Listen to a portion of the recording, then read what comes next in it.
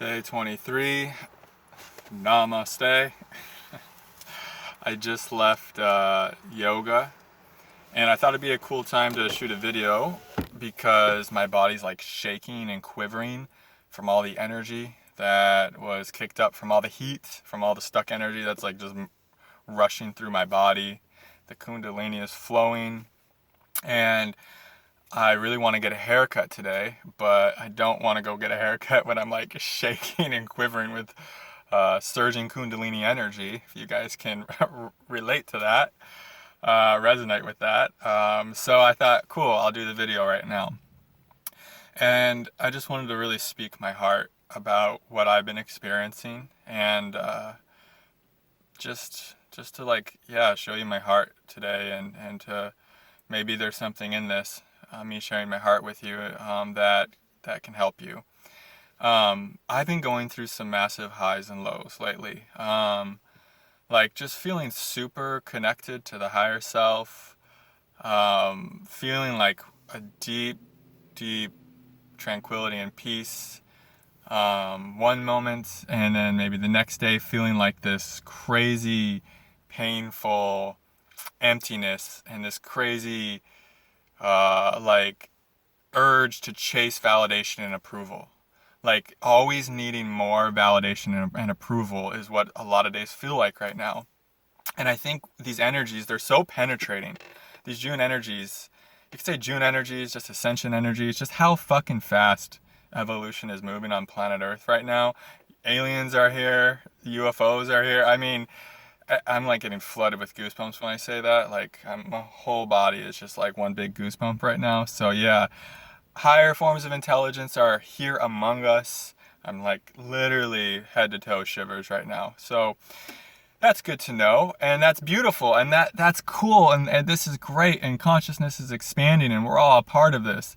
But wow, for our evolution to unfold this fast, guys, we're really confronting and coming right face to face with some of our deepest wounds. Wounds we've done so much work on, right?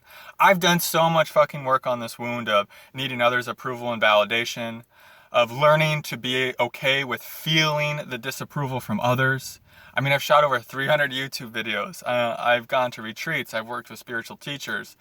You name it. I've let these parts be seen. I've let them come up. I've let them feel unconditional love. And yet, some days I feel like I'm at square fucking one, right? With whatever your wound is. I'm sure some days lately you're like, wow, I've never felt this wound like this intensely before. Or if I did, it was like years ago. And just kind of unwinding it and kind of feeling where it came from. Like in my childhood, and I think a lot of our childhoods, and I love my parents. My parents are fucking awesome. The part of the reason it was so hard for me to finally step out and be on my own like I am now is because living at home towards the end was like living in a warm bath. It was like me, my mom and dad, we were very supportive. It was just like, we all had this like best friend connection community vibe going where we were just supportive, understanding. It was like a very healed, the kundalini I feel had really helped that whole relationship dynamic heal over the last 3.5 years. And it got to the point where it was just so good living there on all levels that it was kind of like, okay, the kundalini did its job here. Like these relationships have really been healed in a deep way. And I think that was one of the reasons it was time for me to go. So everything I say here, keep that in mind. My parents are great. But in childhood, and I know maybe you guys can relate to this, my parents had this real reward punishment parenting style, and it's no fault of their own. It's just what they learned from their parents, and you guys get it. Everyone just parents at their level of awareness at the time. And so what would happen is so many times I would feel emotionally abandoned because I'd be sent to timeout if I wasn't acting in a way that was approved of, or I'd be spanked if I did something bad. So what I learned is I had to act a certain way to receive love. And if I didn't act a certain way, if I didn't gain my caretaker's approval, I would feel emotionally abandoned. I would feel alone. So what this did is it carried over into adulthood to where I started caring way too much about what people think. Because it's like that childhood wound. Like, if these people don't love me, if they don't approve of me, I'm going to be abandoned, or I'm not going to receive love. And a lot of times people, it's like Maslow's hierarchy of needs is like, shelter and food first, and then validation and that community thing second. But some spiritual teachers, I know like Teal Swan, will say, actually people need that validation more than they need the shelter. Because have you ever been through a really fucking hard breakup and like you didn't even want to eat or drink water after? You just literally wanted to die. So you guys kind of get the feeling like this is a really deep primal wound. This is so deeply in our body, in our system. So for me, it's like, I've lessened it. I used to think like, I just got to get to this place where I don't give a fuck what anyone thinks about me, right? And that's so silly, because it's not that we don't want to care what people think of us. We want to care. If we don't care what anyone thinks of us, that's kind of belligerent. That's saying like their opinion doesn't hold any weight, and it doesn't allow us to see all these different perspectives. So it's like not a matter of dropping what people or not caring what people think. It's more like not having my whole sense of self-worth and my whole sense of like self-concept tied up in what people think of me. Do you guys get that difference?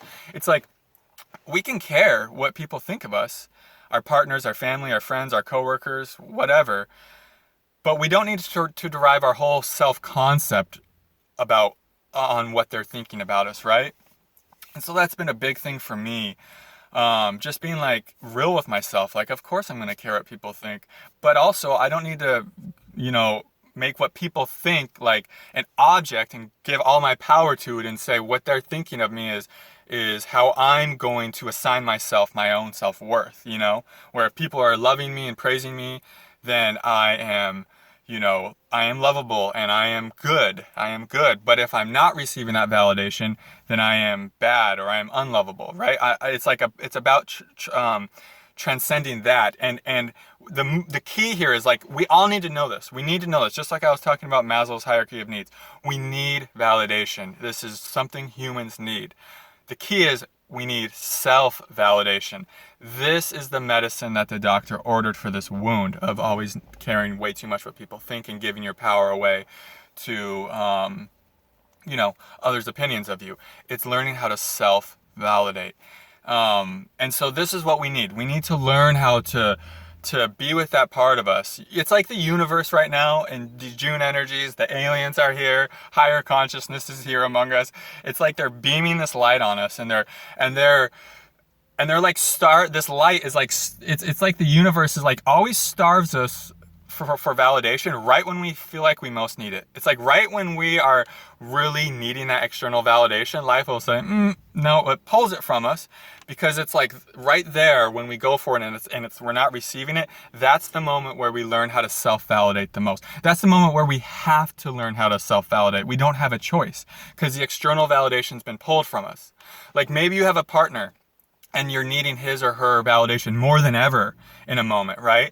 And for whatever reason, they just won't give it to you. Maybe they're not answering the phone. They're not hearing you fully. They're not saying the thing you need them to say to feel validated. This is the moment the universe is forcing you to go within and to learn how to self-validate, to learn how to be with those difficult feelings of maybe rejection or that feeling of disapproval, and to recognize the feeling of disapproval and rejection will not damage you. Only resisting it hurts you. Let me say that again. The feeling of having others disapprove of you or reject you or shun you, when we can feel that feeling fully and turn towards it, it will not hurt you. It might hurt. I mean, it might literally hurt, but it's not going to damage you. But it's when we resist those feelings, when we don't want to feel them, that can be hurtful in the long run, because then we create a life where we can only do things that others approve of because we're unwilling to feel the feelings of disapproval. And then we live this kind of small, inauthentic life that's just like, and that's like where the perfectionist comes from. I have to do everything right so that no one can possibly, criticize me. That's like strong inner critic too. It's like we're so critical of ourselves because we don't want anyone else to be. Like, I know for me, I have such a fucking hard time handling like critical feedback, And I think this goes back to childhood too, where we learned as children to be so hard on ourselves and to be perfect, because if we're not perfect, our love's going to be taken away, our emotional, like that, the emotional attention we needed as children. The emotional validation was going to be stripped from us if we weren't perfect in our behavior. So we carry that into adulthood, and that's where this strong inner critic and this movement of perfectionism starts being born. So yeah, aliens are here, and they're helping us heal. That's my take on it. I fucking clicked. My YouTube popped up with like a Fox News, and they were talking about aliens on Fox fucking News. I was like, what the fuck is going on? What am I on acid? Like Fox News is talking about alien aircraft, and one of the ladies was saying they could be dangerous. And of course and if if aliens wanted to be dangerous, they would have already. You guys know, these aliens, they're loving beings. They're higher forms of consciousness. Here's the thing, higher forms of consciousness always moves towards love. Getting more goosebumps.